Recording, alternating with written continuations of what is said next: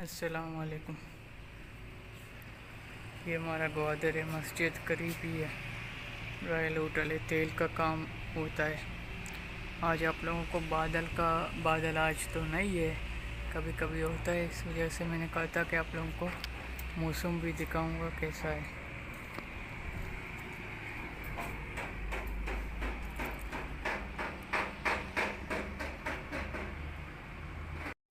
ये हमारा होटल है 0 पॉइंट के करीबी एक जगह होटल है, वही जगह है।